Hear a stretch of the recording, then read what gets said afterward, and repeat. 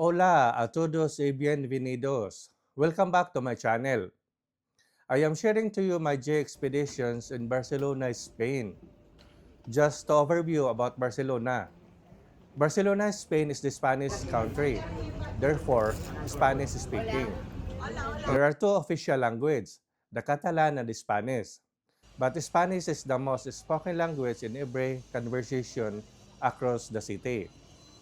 Most residents are bilingual and also can understand and speak basic English, especially in tourist areas. Based on my experience, there are few locals that don't understand English, so we do sign language or hand gestures, but the best way is to use Google Translator. We meet a few Filipinos around who owned a business stores in downtown Barcelona. According to them, Barcelona is like a home and easy to mingle because we are colonized in Spanish long before. So, some traditions are also the same traditions in Barcelona. Barcelona is the vibrant capital of Catalonia, Spain, situated in the northeastern Mediterranean coast, famous for its unique blend of stunning Antoni Gaudi's architectures and Gothic history. Barcelona is widely considered as one of the most beautiful and vibrant cities in the world. Barcelona holds a unique record of architectures, an unfinished masterpiece of Antoni Gaudi's iconic Sagrada Familia Basilica. Sagrada Familia Basilica has been under a continuous construction since 1882 and remains construction in progress until present day. Basilica de la Sagrada Familia is centrally located in downtown Barcelona. Sagrada Familia is a famous and a massive unfinished Roman Catholic church, the Antoni Gaudi's masterpiece, known as the tallest church in the world. Sagrada Familia is one of the iconic UNESCO World Heritage Sites, famously features nature-inspired tree-like interior column, sky-piercing towers, and exterior design defined by its highly symbolic and sculptural facades, representing the birth, death, and the glory of Jesus Christ. The Basilica de la Sagrada Familia has been under construction for over a century because the church is entirely privately funded by its ticket sales and donations. If you've been into Basilica Sagrada, your ticket purchase and your donations has been contributed to construction materials and other expenses. Barcelona has extensive and a massive transportation network, from metro subway or the Layman's term train to buses and taxis, like any other big cities in Europe. But what I catch my attention is the single motorcycle and the bicycle. Single motorcycle and bicycle are very common in Barcelona. You literally see running in every street. You can see a parking spot and a parking rack for motorcycle and bicycle in every corner in downtown Barcelona. Barcelona is a very walkable street from corner to corner. The street of Barcelona offers unique atmosphere. The street walkway offers distinct vibe from patios, charming cafes, lively tapas bar, grocery stores, pharmacies, fruit stands, and so on. You cannot find a liquor store alone because liquors, wines, beers are found at the grocery store shelves or the convenience store. While walking on the streets of Barcelona, murals and graffiti are common all over places painted on the walls. Barcelona is considered as a global street art hub with a massive, ever-changing murals and graffiti across distinct neighborhoods. Due to its rich history of political activism, the murals and the graffiti in Barcelona serve as a living conversation between the city's complex history, community identity, and the modern urban tension, ranging from unauthorized graffiti to government commission project. The city's wall reflects a blend of political rebellion and a social transformation. The walls is heavily used to highlight human rights and community struggles. Buildings in Barcelona is almost similar in height, design, and connecting each other. Barcelona is famous for its almost perfect grid layout. Barcelona's building design is a legendary mix of ancient Roman and medieval Gothic quarters. Most of the central Barcelona is laid out in distinct grid pattern designed by 19th century. Every blocks are oriented diagonally to ensure all buildings receive sunlight at some point of the day. Convenience store in Barcelona is almost every corner, from stalls to supermarket. Barcelona's grocery stores blend in a massive international supermarket with traditional fresh products. Convenience stores are smaller, extended hours markets, perfectly adapted to dense, pedestrian-friendly neighborhood, and you will easily find essentials like bread, pasta, bottled water, and even alcohol and beer on top of the shelves. All sidewalk stores, cafes, bars will accept all kinds of bank cards. Snatching and or pickpockets is reported in Barcelona, like any other big cities in the world. Based on my travel experience, cash as the mode of payment is not highly recommended. The most or highly recommended is the bank cards. That is your ATM, credit card, Apple Pay, or any other type of cashless payment, except cash money. All stores in Barcelona, from small sidewalk stalls to bigger shopping store, will accept bank cards payment. And this is my J Expedition around Barcelona.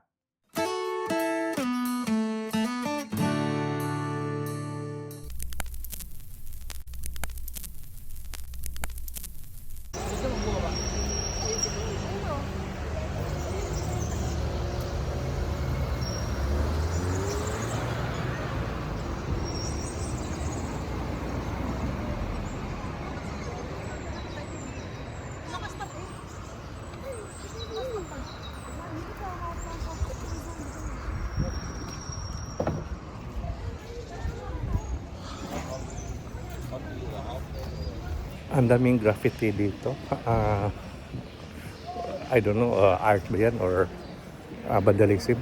Marami siya dito from all over, ay hindi naman all over, from every corner mayroong mga graffiti.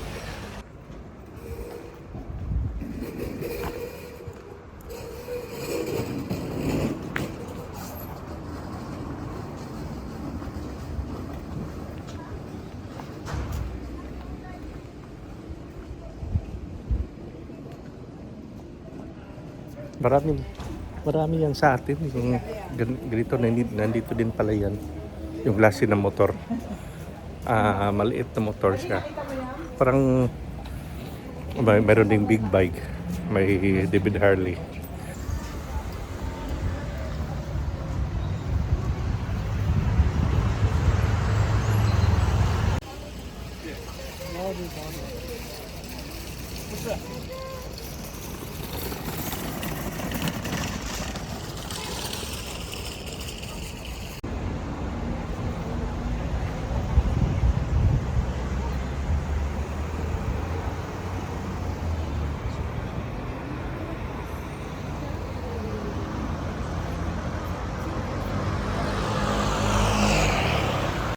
Ang setup nila dito is para siyang Pilipinas lang, parang, pero yung mga kasama ko nagsabi na parang setup siya sa Italia na maraming mga small store na pwedeng kainan, yung maliliit na restaurant na pwedeng kainan, may supermarket diyan. Parang sa ano lang, parang nasa Baklaran ka lang na, or sa Cebu or sa Colon, na minus sa mga tao lang, minus sa trees, minus sa building. So, pero ang sitting lang sa mga tao talaga is almost the same.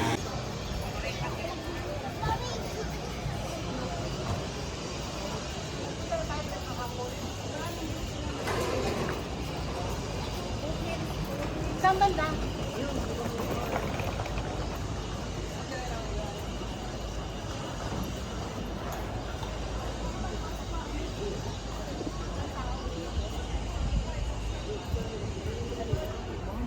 Ay, ala. Siguro kung walang winter dito, almost the same to sa Pilipinas ang scenario niya.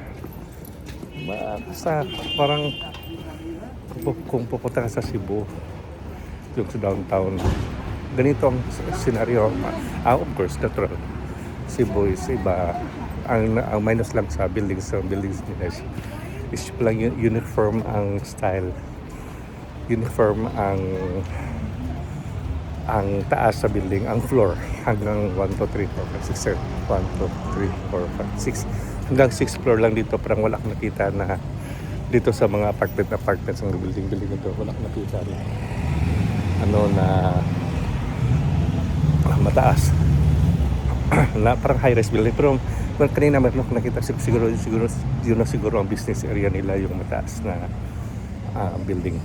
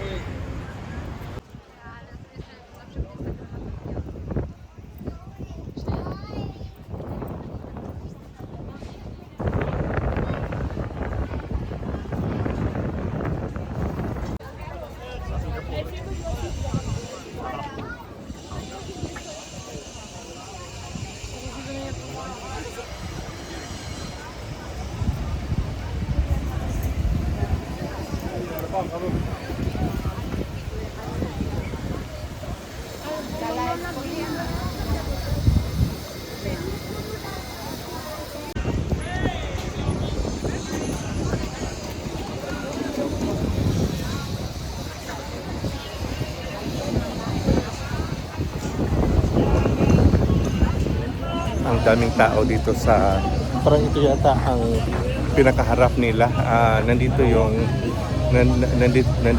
center sa ano tawag to, sa Pamilya Sagrada. Nandito yung door nila, nandito yung gate. Maganda dito, maraming tao. Festive mode siya. Maganda siya dito i-standby siguro paggabi.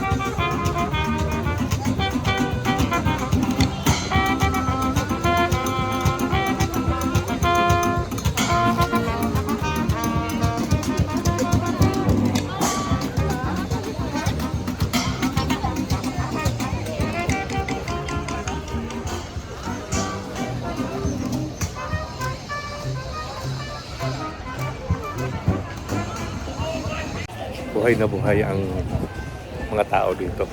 Ang environment dito sa Pamilya Sagrada. Ang daming tao, ang daming turista, ang daming nagpa-pictures. Lahat siguro dito, walang locals dito, ang dami, at sobrang dami.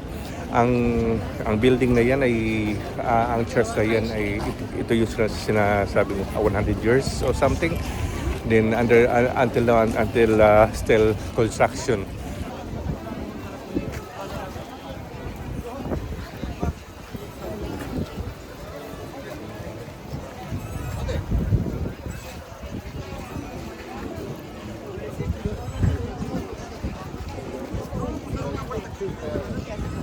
Nasaan yung dalawa?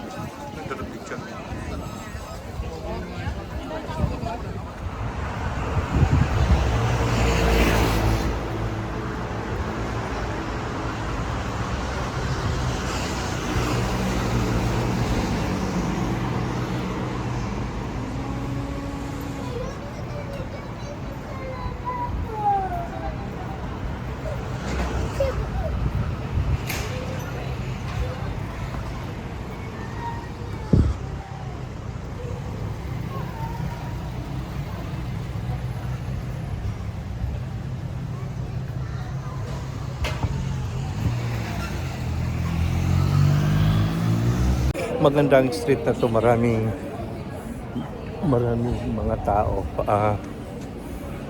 Siguro mostly dito mga turista. Nasa harap lang kami ng yan sa Pamilya Sagrada. Pamilya Sagrada na yan. Ayan. Pamilya Sagrada. Malapit na kami. Nasa harap kami. Maganda dito. Maraming mga tao. Parang lively siya. Lively ang street na to. Ang sidewalk na to.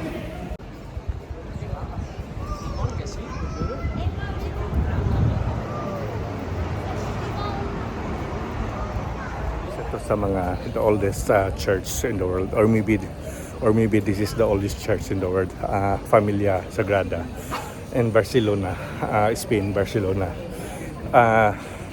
As far as the history, this is constructed for 100 years maybe.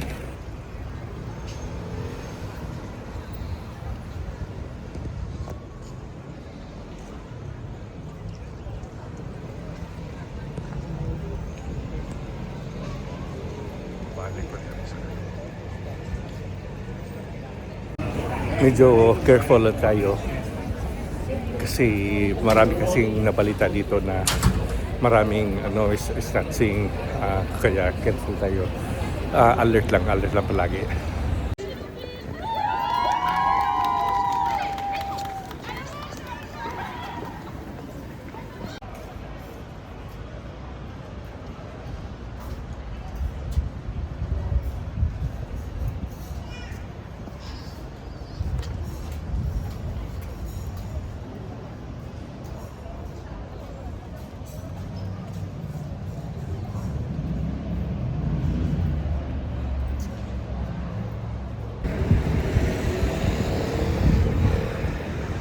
Gabi na, hindi na makita yan. Bigyan mo lang.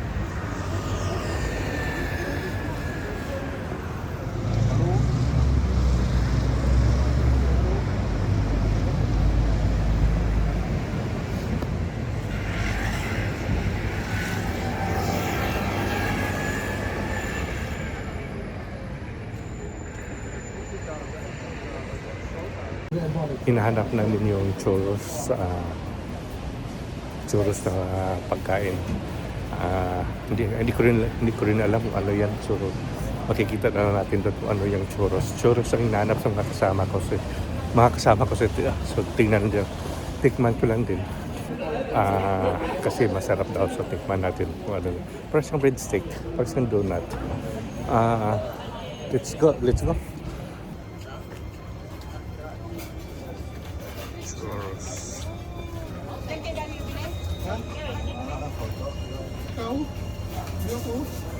Nandito na kami. Para pala siyang pamilya sa Ano may sasasaw sa tawag yan? Donuts. Ano siya? Masarap siya tingnan.